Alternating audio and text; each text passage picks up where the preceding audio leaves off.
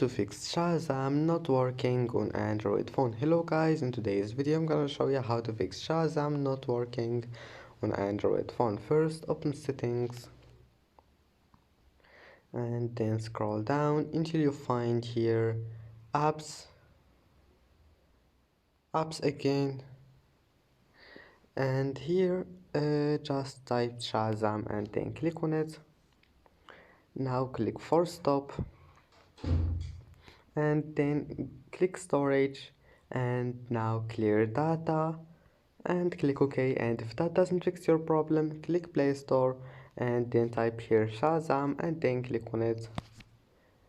Now click update,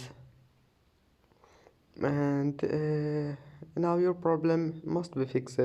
And that's it for today's video. Don't forget to like and subscribe, and see you in the next video.